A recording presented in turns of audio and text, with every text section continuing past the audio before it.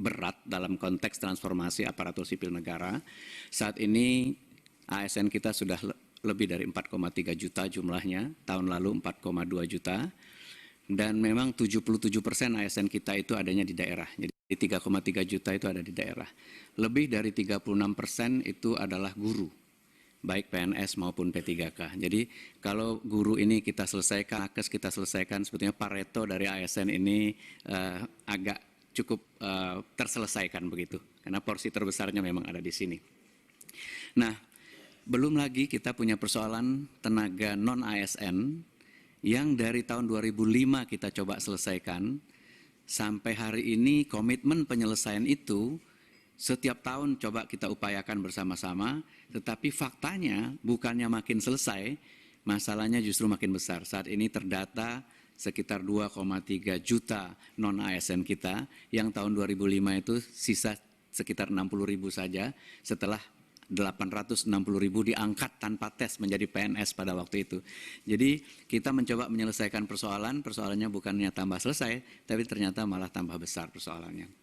Nah, lebih dari 30% itu juga adalah tenaga pendidik, guru, dosen, tendik, dan lain-lain.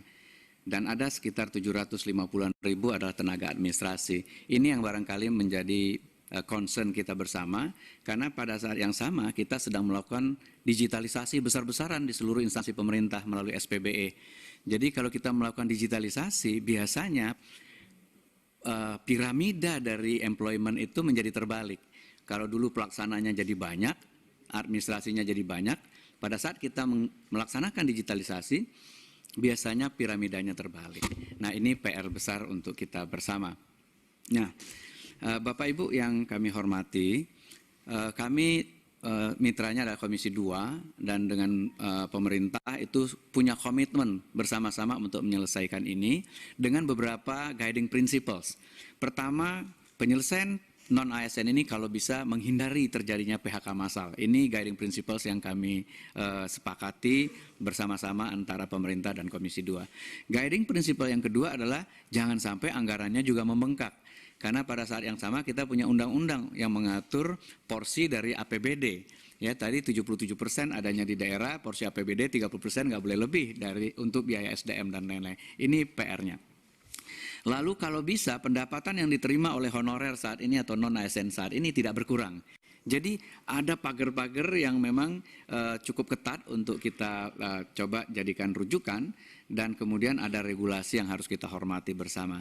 Nah, ini sudah mengerucut, ada beberapa alternatif penyelesaiannya, insya Allah dalam waktu dekat kami bisa tuntaskan. Saat ini sedang lakukan simulasi-simulasi.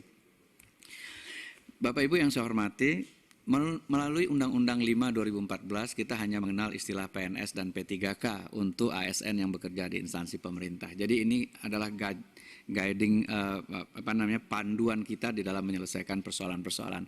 Karena itu kami di Kemenpan RB mencoba membuat rencana kebijakan pembunuhan ASN dalam beberapa tahun ke depan sampai dengan 2030, karena kita akan punya menikmati bonus demografi sampai 2030.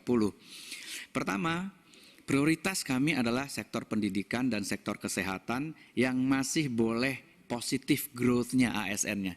Jadi yang masih boleh nambah ASN-nya adalah pelayanan dasar kita, pendidikan dan kesehatan. Untuk tenaga fungsional teknis lainnya, kita coba cap agar terjadi zero growth begitu. Jadi secara umum dia zero growth, mungkin ada JF teknis yang boleh tumbuh, ada yang harus enggak. Negatif growth. Agar apa? Agar agenda SPBE digitalisasi ini nanti bukan malah menimbulkan pengangguran terselubung di dalam ASN. Tenaga pelaksana kami sudah tetapkan kebijakan negatif growth sejak 2 tahun ini. Jadi kita tidak lagi merekrut pelaksana, karena pelaksana ini pelan-pelan akan terdisrupsi oleh teknologi. Nah, kalau bisa ini memang negatif growth 30% dalam 5 tahun ke depan. Ini kebijakan umum rekrutmen yang disiapkan oleh Kementerian PAN dan RB. Dan di dalam RPJMN kita 2020-2024, saat ini kami juga sedang mendiskusikan, mulai menginisiasi diskusi dengan Bappenas untuk 2024 ke depan. Ini memang ada beberapa prioritas. Jadi kalau teknis tadi zero growth, yang ini barangkali masih boleh positif, yang lainnya negatif, agar dia bisa in general menjadi zero growth. Tetapi sektor pendidikan, sektor kesehatan, itu sektor penegakan hukum adalah pelayanan dasar yang harus kita penuhi formasinya sesuai dengan kebutuhan. Tadi sudah disampaikan oleh Mas Menteri dan Bu Dirjen bagaimana formasi kita di 2021, 2022 dan perkiraan di 2023 ini. Yang tentu saja kita lihat masih ada PR yang belum tuntas, kita mesti tuntaskan bersama. 2021 misalnya dari kebutuhan 1,2 juta, penetapan formasinya 667.000 saja. Dan terkait dengan guru, dari 1 juta formasi yang dihitung oleh kawan-kawan di Kementerian Kemdikbud, hanya 500.000 saja, hanya separuh yang diusulkan. Tadi alasannya barangkali kita sudah dengar bersama, mereka khawatir anggarannya tidak tersedia.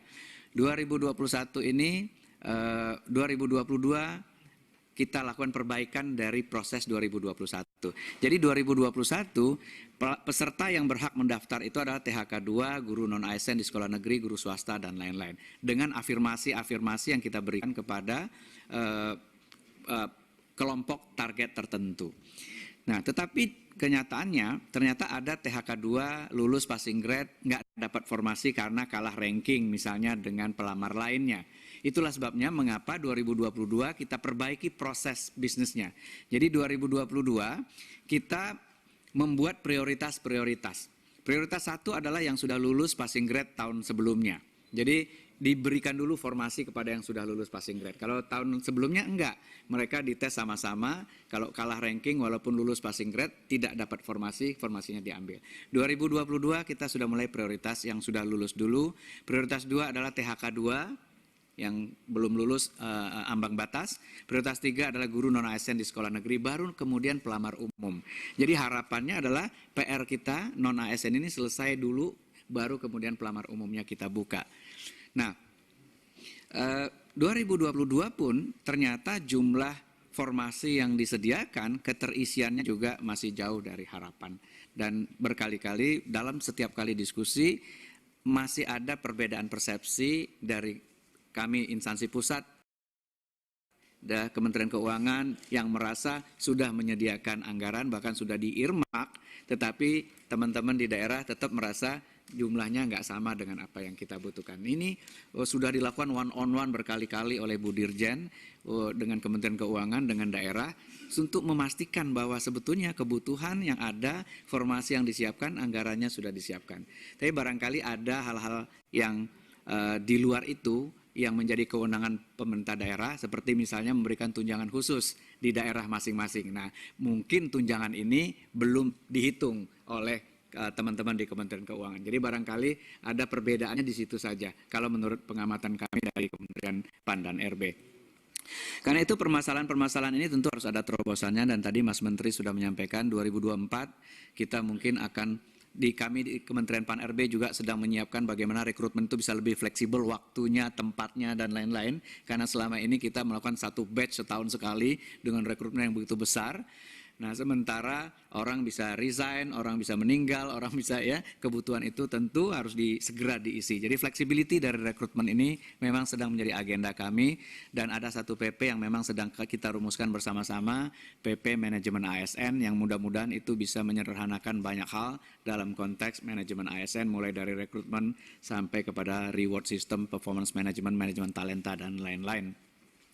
Bapak Ibu, arah kebijakan rekrutmen 2023 tetap berpihak atau berfokus kepada pelayanan dasar, guru dan tenaga kesehatan, itu prioritas nomor 1. Tetapi karena kita menggelindingkan SPBE dan digitalisasi, kami memberi ruang untuk merekrut talenta-talenta digital dan data scientist. Karena selama ini policy making kita mungkin kurang kuat analitiknya, sehingga kita membutuhkan talenta-talenta digital dan data scientist ini secara terukur. Kemudian juga CPNS mulai ada secara selektif, kita merekrut CPNS 2023. Pada saat 2022 kemarin kita memang fokus hanya P3K dulu. Dan 2023 ini kami tetap mengarahkan agar rekrutmen untuk jabatan-jabatan yang akan terdampak oleh transformasi digital itu kalau bisa kita rem. Jangan sampai kita merekrut terus lalu jabatan ini nanti terdampak oleh digitalisasi, kemudian kita bingung sendiri ini orangnya akan dialihkan kemana. Nah, ini kira-kira 4 arah kebijakan dari Pak Menteri Pan-Dan-RB untuk rekrutmen tahun 2023. Terkait formasi tadi, kita sudah menyediakan menghitung total kebutuhannya 1.030.751, di mana tenaga guru itu memang paling besar jumlahnya, ya di daerah ada 580.000 lebih.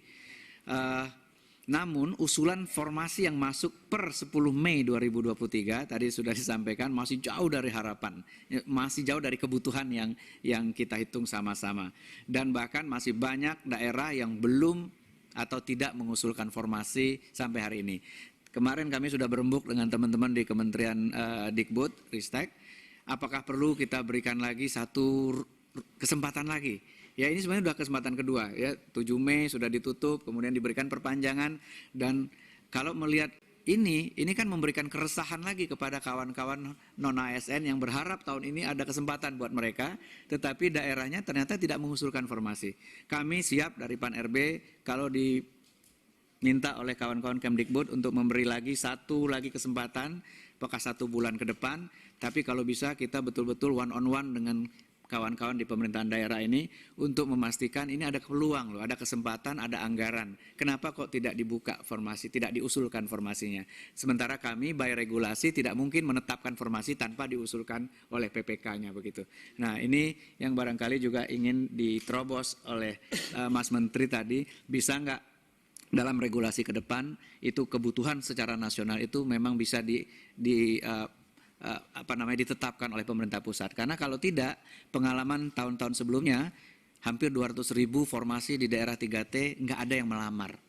Nah, itu tentu harus diterobos bagaimana agar penempatan itu menjadi domain pemerintah, bukan sekedar ASN atau calon ASN-nya memilih untuk mengajar di sekolah tertentu begitu. Jadi kalau kita sekarang isunya mungkin bukan hanya jumlah, tapi distribusi guru kita. Bahkan ada beberapa sekolah yang kelebihan guru sebetulnya, tetapi kita nggak bisa distribute ke tempat lain yang justru kekurangan. Ini PR kita menyiapkan sistem insentifnya seperti apa, sistem talent mobility-nya seperti apa.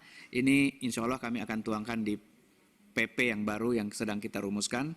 Sudah lebih dari 600 DIM kami bahas dari 726 DIM yang ada di RPP itu.